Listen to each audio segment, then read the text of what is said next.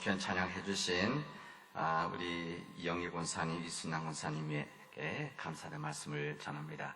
우리 1부 예배 때는 장진현 장로님과 김용주 집사님께서도 해주셨습니다.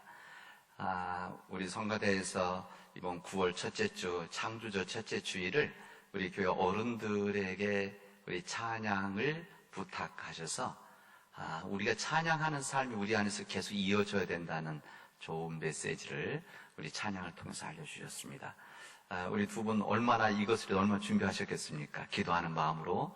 그리고 오늘 찬양 들어보니까 제 고향교회 생각이 막 났어요. 저 어렸을 때 우리 고향교회에서 찬송을 다 이렇게 했거든요. 훨씬 더 편하시죠? 네, 우리 안에는 이런 정서가 담겨져 있습니다. 오늘 귀한 찬양해 주신 우리 권사님에게 감사의 말씀을 드립니다. 머리 드셔도 됩니다. 부끄러워하지 않으셔도. 너무 아름다우시죠? 찬양하시는 모습이? 예, 다음에 또 부탁하겠습니다. 예, 감사합니다. 오늘은 창조주 첫째 주일입니다. 우리 9월 첫째 주일이면 우리 교회력이 오늘로 해서 바뀝니다. 오늘 제 넥타이도 약간 녹색 계통으로 바꿨는데 우리 앞에 있는 우리 배너도 녹색입니다. 우리 교회 컬러가 녹색으로 바뀌어서 오늘부터 시작을 해서 11월 말 첫 전주까지 우리 창조절을 지내게 되어집니다. 이 창조절이라고 하는 것은 우리 하나님께서 창조주 하나님께서 세상을 창조하셨고 그리고 지금도 창조하고 계시며 앞으로 창조하실 하나님 앞에 찬양하고 말씀을 나누고 은혜를 받는 이 기간입니다. 우리 작년에는 창조주, 이 9월달 창조절 기간 동안에 창조주 하나님, 창조주 성부 하나님에 대한 말씀을 전했고 이번 창조절 기간 동안에는 창조주 성자 예수 그리스도의 말씀을 전하게 되었을 것입니다. 그래서 이 땅에서 우리 세상에서 지금도 창조하고 계시는 예수 그리스도의 은혜와 능력을 함께 나누고 감사하는, 그리고 우리들이 지금 그 창조주 하나님 안에서 우리가 어떻게 살아가야 될 것인지를 나누도록 할 것입니다. 오늘 우리에게 주신 이 말씀은 요한복음 1장에 있는 말씀입니다. 이 1장에 있는 이 말씀, 그리고 골로새서에 있는 이 말씀은 사실 같은 맥락에 있는 말씀입니다. 어떻게 보면 요한복음 오늘 읽은 말씀의 연속이라고 할 수가 있죠. 우리 예수님의 탄생에 대한 이 기록은, 이 말씀은 마태복음에 있습니다. 그리고 또 어디에 있습니까? 누가복음에 있습니다. 왜 마가복음엔 예수님의 탄생 이야기가 없을까? 그리고 왜 요한복음에는 예수님의 탄생 이야기가 없을까? 아마 그렇게 의아하시는 분들도 당연히 있습니다. 그러면 이 누가나 사도 요한은 예수님의 탄생에 대해서 몰랐나? 소식을 몰랐기 때문에 그런가? 그것은 아닙니다. 이 마태와 이 누가는 예수님의 탄생 소식을 이제 다른 방면으로 이제 표현을 했다고 한다면, 오늘 이 사도 요한은 이 요한의 방식으로 예수님이 이 땅에 오셨다는 것을 오늘 우리들에게 증언을 하고 있습니다. 그래서 우리가 읽은 이 요한복음 1장에 있는 이 말씀은 우리로 하여금 예수 그리스도에 대한 이 증언을 우리에게 전해주심으로 인해서 우리 믿음의 토대를 만들어주시는 정말 귀하고 중요한 말씀입니다. 이 요한복음 오늘 읽은 이 본문의 말씀은 우리 요한복음뿐만이 아니라 우리 복음서 그리고 우리 신앙의 토대를 놓는 아주 중요한 말씀이 이 안에 담겨져 있습니다. 오늘 우리들이 읽은 이 본문의 말씀은 어떻게 보면 우리 신앙이라는 것은 결국은 우리 하나님 안에서 예수 그리스도에 대한 믿음, 예수 그리스도의 말씀, 이 복음을 가지고 이 세상에서 우리가 살아나가는 거 아닙니까? 그렇다고 한다면 이 예수 그리스도에 대한 이 믿음의 내용이 무엇인가, 이 부분이 사실 오늘 요한복음 1장에 있는, 특히 우리 14절까지 있는 말씀에 사실 담겨져 있다고 해도 과언이 아닙니다. 우리들이 이 말씀에 대한 토대가 있을 때, 이 믿음의 토대가 있을 때, 이 믿음의 토대가 깊을 때 우리 위에 높은 신앙의 탑을 우리 안에서 쌓아갈 수가 있는 것입니다. 우리 창세기 1장 1절에는 태초에 하나님께서 하늘과 땅을 천지를 창조하셨느니라. 이게 창세기 1장 1절입니다. 우리 구약 성경, 신약 성경 첫 번째 말씀입니다. 그래서 이 말씀은 선포와 같은 말씀입니다. 이것은 무슨 증명하려는 것도 아니고 누구에게 변명하려는 것도 아니고 이 말씀은 하나님께서 태초에 천지를 창조하셨느니라 말씀하셨습니다. 그와 똑같이 오늘 요한복음의 말씀은 뭐라고 되면 태초에 말씀이 계셨습니다 라고 선포를 하고 있습니다. 요한복음의 말씀은 이것은 선포입니다. 예수님이 이 땅에 오셨다는 이 탄생 소식이 마태복음과 누가복음에 있다고 한다면 이 요한복음에 있는 말씀은 예수님께서 이 땅에 오셨다고 하는 것을 우리에게 말씀으로 오셨다고 하는 것을 선포를 하고 계십니다. 그 말씀은 하나님과 함께 계셨고, 그 말씀은 하나님과 함께 계셨고, 그 말씀은 하나님이셨다. 그러니까 하나님의 말씀이라는 겁니다. 그리고 말씀이신 하나님께서 이 땅에 빛으로 오셨다. 빛으로 오셨는데 어떻게 오셨느냐? 인간의 몸을 입고 오셨다고 하는 것이 주님의 말씀입니다. 이것은 참으로 중요합니다. 그 당시 시대 속에서는 예수님께서 아니면 그들이 믿었던 하나님에 대한 신만 있었던 건 다른 이방신들이 있었으니까 그 신들은 그냥 이야기, 말씀, 정신이었었습니다. 그런데 그 시대 때 우리 주님께서는 이 땅에 오심을 그대로 표현을 하신 겁니다. 이 땅에 육체를 입고 몸을 가고 이 땅에 오셨다. 이 땅에 오실 때 우리 주님은 참 빛이셨다. 생명이 담겨져 있는 참 빛이셨다. 그 참 빛이 와서 세상에서 모든 사람을 비추고 있다는 것을 오늘 주님은 이 요한복음 말씀을 통해 선포하고 계십니다.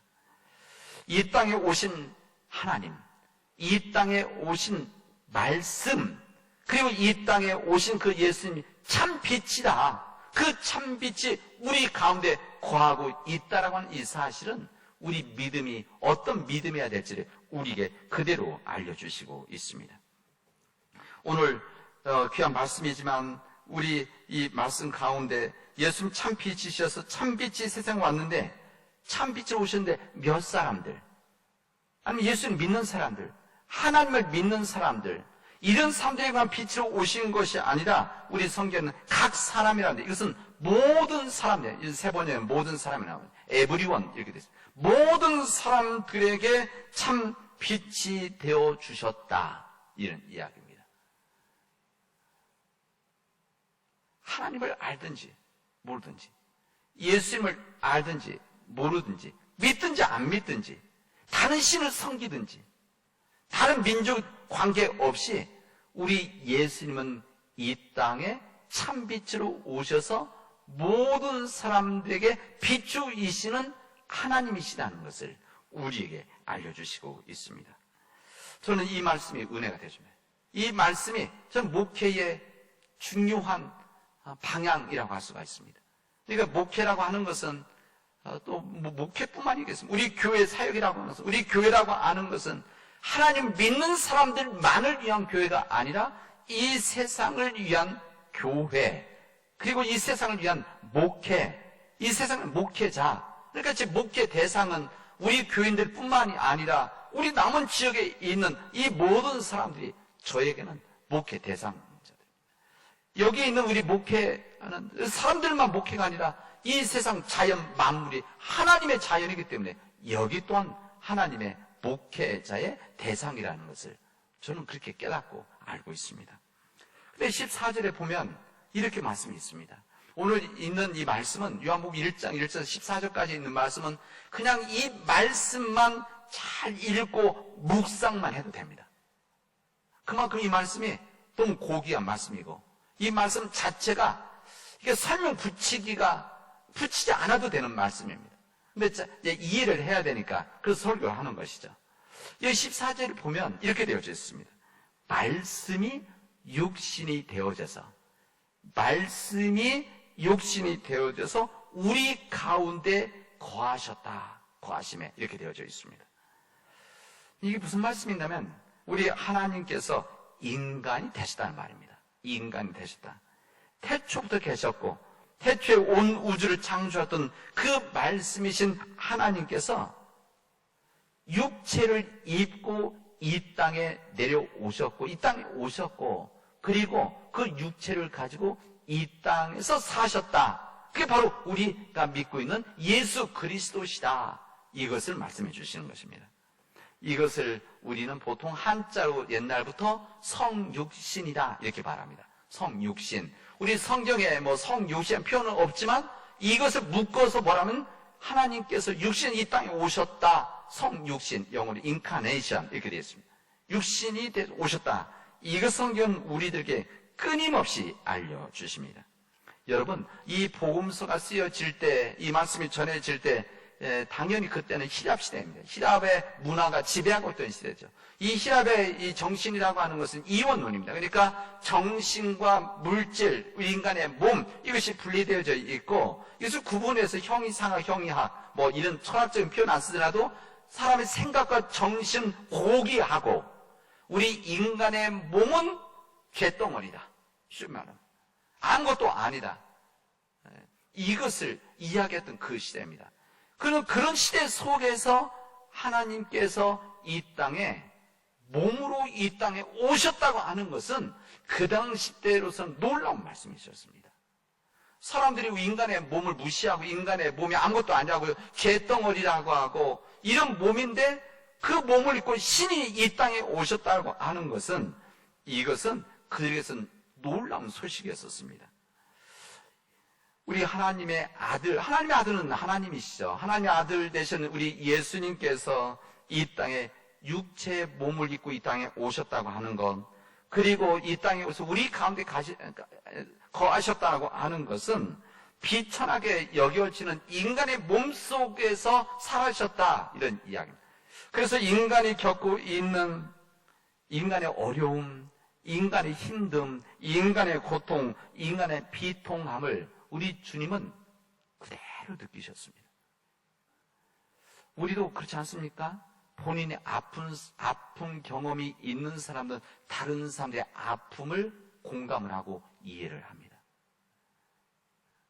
시험에 떨어지면 저같이 고등학교 입학시험에 떨어져 본 사람은 입학시험 떨어진다는 거 이것이 정말 힘들고 마음 아픈 것이구나. 이것을 공감을 하죠.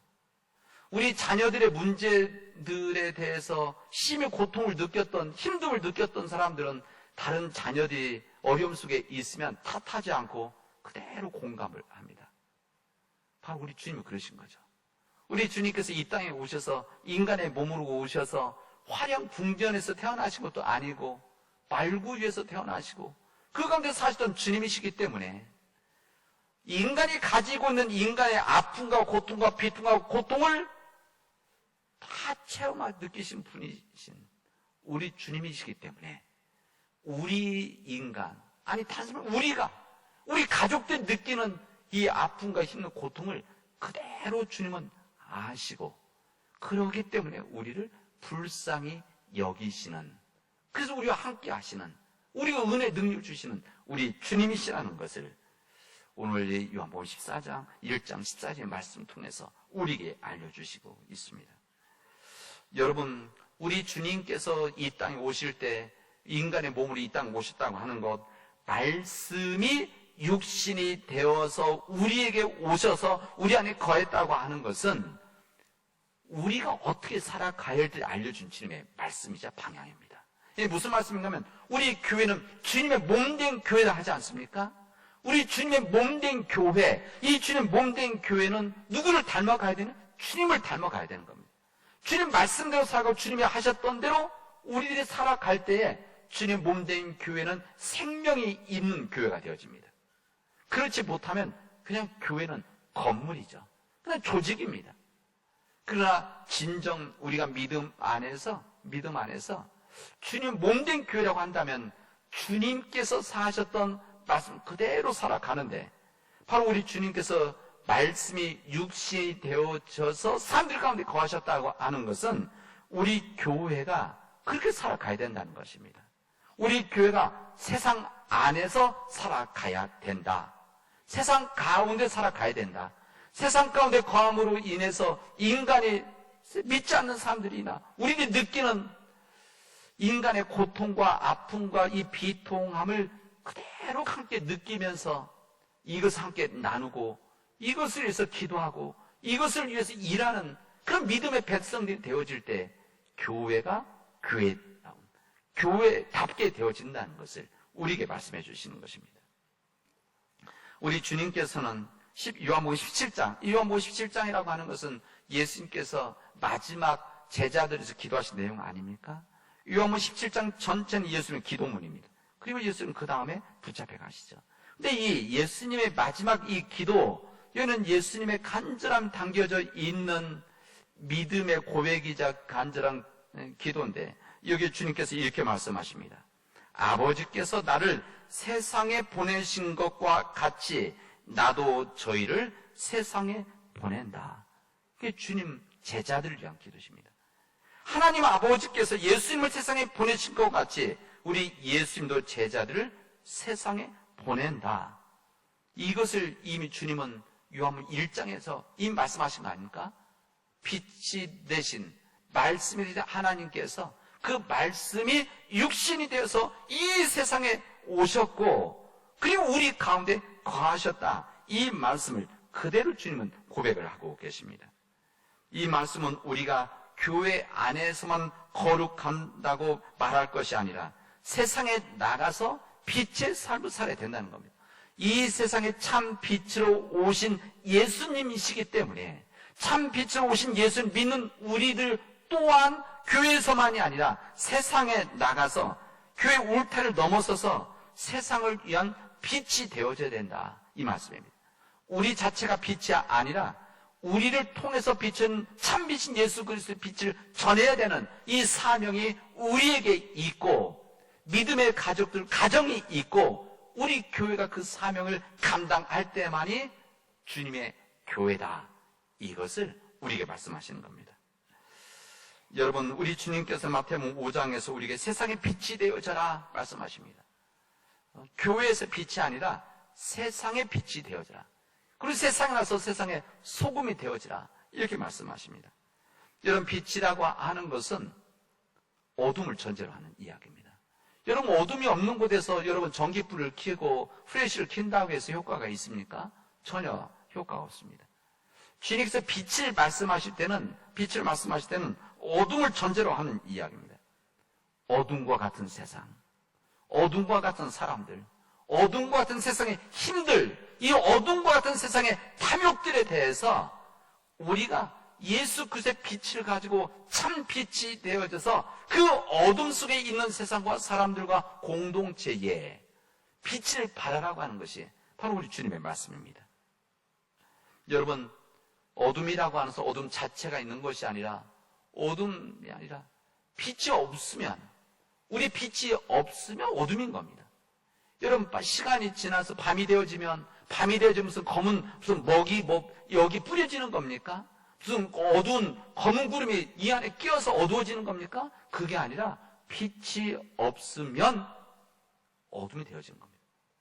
이 어둠의 밤이 있다가 새벽에 해가 뜨고 빛이 나오면 그때 환해지는 것이죠. 어둠이 사라지는 겁니다. 마찬가지입니다. 우리가 세상 속에서 빛의 삶을 살아가는, 이 빛의 삶을 살아갈 때만이 이 세상에 희망이 있다는 겁니다. 이 희망의 삶 속에서 우리의 빛의 삶을 살아가라. 그리고 어둠 존재라고 살아가라는 이야기입니다. 여러분에게 질문하고 있습니다. 여러분, 이 세상 안에서 여러분 빛의 삶을 살아가고 계십니까? 그걸 빛의 자녀로 살아가고 계십니까? 여러분, 한번 이렇게 생각해 보십시오. 여러분 주변에 나는 원치 않는데 내 주변에 귀찮은 사람들, 문제 있는 사람들, 괴롭게 하는 사람들, 나를 피곤하게 하는 사람들, 사람들의 손가락질을 받고 있는 사람들, 이 문제투성이의 사람들이 내 주변에 계속 있다. 나 그게 뭐 이 사람 같이 하고 싶지 않은데. 그래도 계속 그 사람들 주변에서 있다. 내 가정이든지 뭐 일터든지 주변이든지 친구들 관계 이런 사람이 계속 있다. 나는 그렇지 않은데 그중 완전 신앙적으로 온전치 못한 사람들이 내 주변에 있고 하나님 앞에 기도하지 않는 사람들이 내 주변에 너무 많이 있다. 이럴 때는 이런 생각하십시오. 아, 하나님께서 나를 어둠에 나를 보내셨구나. 이렇게 생각하십시오. 아, 나를 필요로 하는 사람들이 내 주변에 있구나. 있는 것이 아니라 그 사람들이 내가 빛의 삶을 살아가는 것을 필요로 해서 어둠에 있는 사람들이 가까이 오는 것이죠. 그래서 그들과 멀리 떨어지고 싶어도 끊임없이 그런 사람들 속에 있게 되어진 이유가 하나님의 사명이, 빛된 사명이 그 안에 있기 때문에 그렇습니다. 문제투성인 사람들이 많이 있지만, 그래서 내가 함께하고 싶지 않지만, 그러나 우리가 주님의 참빛을 받은 참 빛이 될 수 믿고 우리의 빛을 바라는 사람이어야 되기 때문에 빛이 빛 속에서 있는 것이 아니라 어둠 속에서 있어야 되기 때문에 그 사람들 가운데, 그 공동체 가운데 내가 보냄을 받았구나 라고 하는 이 믿음으로 받아들이시고 여러분들 우리 삶 가운데서 열심히 살아갈 수 있기를 바랍니다. 여러분, 우리 믿고 있는 사람들이, 우리 믿는 사람들끼리 모여 있고, 항상 밝은 곳, 편한 곳, 그리고 마음에 드는 좋은 사람들이 모여서 우리 믿음의 귀한 삶을 살게 해주십시오. 신앙에 좋은 사람들이 함께 모여서, 마음 착한 사람들, 예의도 잘 갖춘 사람들이 모여서, 그렇게 살아가게 해주십시오. 라고 기도하는 것은 신앙의 이기적인 부분입니다. 그렇지 않습니까? 우리 주님께서 우리에게 세상이 빛이 되어지고, 소금이 되라고 하셨는데 우리는 그렇게 갈 생각하지 않고 우리끼리 모여서 그냥 기쁘게 살아가게 해 주십시오. 이것은 믿음의 초기 때는 그럴 수가 있습니다. 믿음의 초기 때. 그러나 우리가 진정 믿음이 좀씩 성장하고 성숙해져 가면은 그 다음에는 주님 말씀을 잘 받아들여야 되는 것이죠. 여러분, 교회 생활도 잘하고 영적으로 성숙한 사람들이 내 곁에 있고 그런 사람들 어울리는 것, 이것만은 즐거워하고 감사하는 것, 이것 극복할 수 있기 바랍니다. 오히려 주님, 내가 힘들지만, 내가 어렵지만, 내가 귀찮지만, 내가 빛의 삶을 살아갈 수 있도록, 빛의 사명을 감당할 수 있도록 어둠과 같은 사람들 가운데 나를 보내주십시오. 그곳에서 주님의 빛을 발하겠습니다. 이렇게 믿음의 고백을 하고 간구할 수 있기 바랍니다. 여러분, 소금은 필요한 곳에 가야지, 부패를 막을 수 있는 곳에 가야지, 소금들끼리만 모여서 야, 우리가 너무나 배고같이 아름답고 희구나, 이거 자랑하고 있으면 되겠습니까? 그러면 소금 다 녹아버리는 것이죠. 그겁니다. 여러분, 주님께서 이 땅에 참 빛으로 오셨던 것처럼 우리가 이 세상에 예수 그리스도의 빛을 바라는 믿음의 사람들로 살아갈 수 있기를 바랍니다. 여러분, 우리 한국교회 역사 가운데 귀한 믿음의 이 역사, 이 일을 하시던 우리 김재준 목사님, 우리 기장 교단의 주칫돌이 되신 분이시죠. 그 김재준 목사님께서 우리 찬송 어두운 밤 마음의 장, 이 찬송을, 이 찬송시를 쓰셨는데 이렇게 되어져 있습니다. 저는 이 찬송을 들을 때마다 가슴 울컥합니다. 어둠 밤 마음에 잠겨, 어둠 밤 마음에 잠겨 역사의 어둠이 짙었을 때에 계명성 동쪽에 밝아 이 나라 여명이 왔다. 빛이 왔다. 이런 이야기입니다. 고요한 아침에다 빛 속에 새롭다. 이 빛 삶 속에 얽혀서 이 땅에 생명탑이 놓아간다. 얼마나 귀한 우리 한국 민족에 대한 이 빛에 대한 말씀입니까? 3절에 보면은 맑은 샘 줄기 용수사 거친 땅에 흘러 적실 때에 기름진 푸른 벌판이 눈앞에 활짝 트인다. 고요한 아침에다 새 하늘 새 땅아 길이 꺼지지 않는 인류의 횃불되어 타거라. 말씀입니다. 저는 이 말씀이 우리 교회에 임하기를 바랍니다. 이 찬양이 우리 교회에서 이루어졌으면 좋겠습니다. 우리 남은 지역에 우리가 부름을 받은 사람들인데 이 남원직에 부름받은 우리들에게 주님의 빛이 우리에게 임해서, 예수 그리스도의 빛이 우리에게 임해서, 이미 예수의 빛이 우리 교회에 임해서 이 교회 주님 몸된 교회가 되어진 거 아닙니까?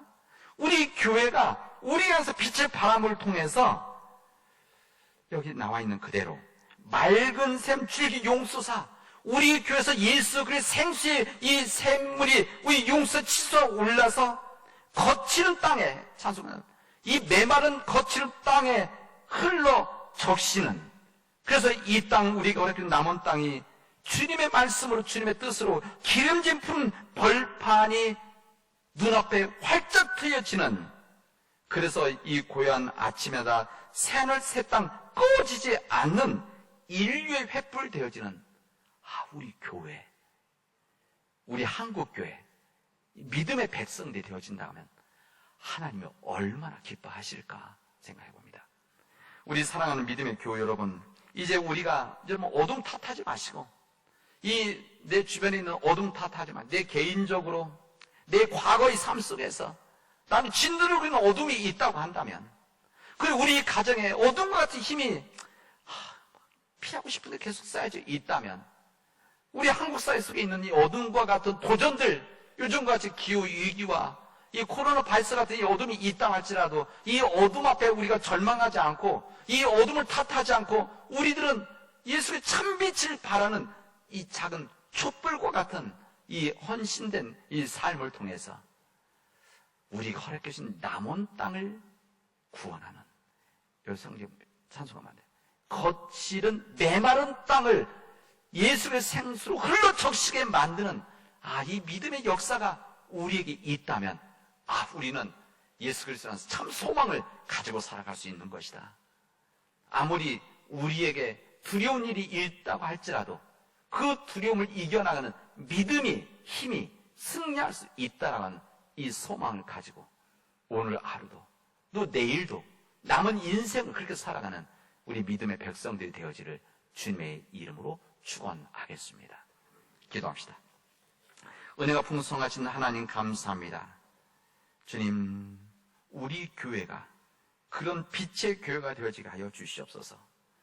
하나님, 이 빛의 열매는 착함과 의로움과 친절함이라고 했는데 우리 교회가 착한 행실로 주님의 의로움으로 세상을 따뜻하게 만들어 나가는 진실함으로 참 빛의 삶을 통해서 우리 안에서 맑은 샘 줄기 용솟아 거칠은 남은 땅에 흘러 적시는 예수 그리스도의 말씀으로 기름진 푸른 벌판이 되어지는 역사가 우리 가운데 이루어지게 하여 주시옵소서.